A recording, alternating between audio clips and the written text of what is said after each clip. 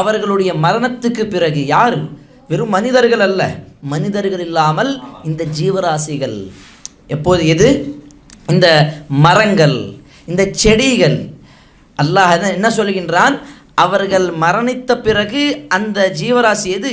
அந்த மரங்களும் அந்த செடிகளும் பூக்களும் இதுக்கு அல்லாஹ் உயிரை கொடுக்கின்றான். சயின்ஸ் எப்போ கண்டுபிடிச்சது? Tree is the living thing. ஆனால் அல்லாஹ் 1400 வருடங்களுக்கு முன்பாகவே பாலைவனத்தில் இருக்கக்கூடிய ஒரு மனிதனுக்கு ஒரு வசனத்தை இறக்கி சொல்லுகின்றான். அது மரணித்த பிறகு இந்த பூமியில் மழை தண்ணீராக அதன் மூலமாக அதற்கு ஒரு உயிரை கொடுக்கின்றான். இன்னைக்கு விஞ்ஞானம் இதை கண்டுபிடிச்சு சொல்லியிருக்கிறது.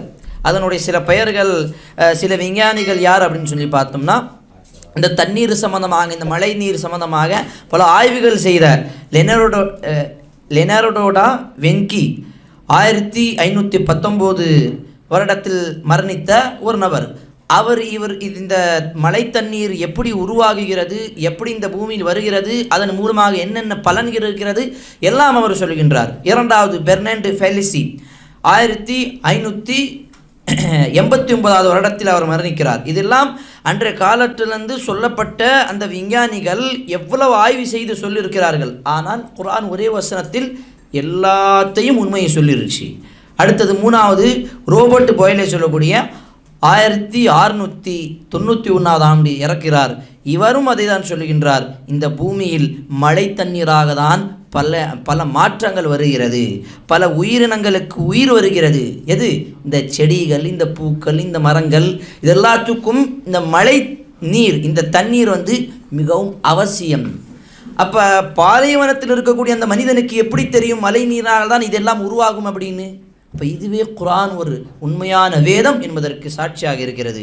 இன்றும் மாடர்ன் சயின்ஸ் சொல்லக்கூடிய 21 செஞ்சுரி இந்த காலகட்டத்திலும் இதை உண்மைப்படுத்துகிறது.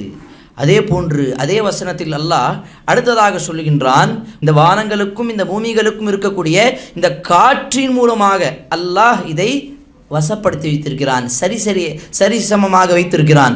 அப்போ இதை இப்போது இருக்கக்கூடிய 200-300 வருடங்களுக்கு முன்பாக இருக்கக்கூடிய சில விஞ்ஞானிகள் இதை என்ன சொல்கிறாங்க அப்படின்னு சொன்னால், ஆமாம், வானத்துக்கும் பூமிக்கும் இருக்கக்கூடிய சில காற்றுகள் இருக்கிறது, அதை தான் இந்த வானம் இந்த பூமியை சரியாக பயன்படுத்துகிறது. இதை சொல்லக்கூடியவர்கள் யார் அப்படின்னு சொன்னால், இதெல்லாம் பேர் எதுக்காக சொல்கிறோம், எதுக்கு இந்த அளவுக்கு ஒரு எவிடன்ஸாக ப்ரூஃபாக சொல்கிறோம் அப்படின்னு சொன்னால், இது குர்ஆன் எப்படி ஆதாரமாக நமக்கு இருக்கிறதோ அதே போன்று இன்னைக்கு இந்த விஞ்ஞானம் எல்லாம் ஒன்றிணைந்து அவர்கள் சொல்ல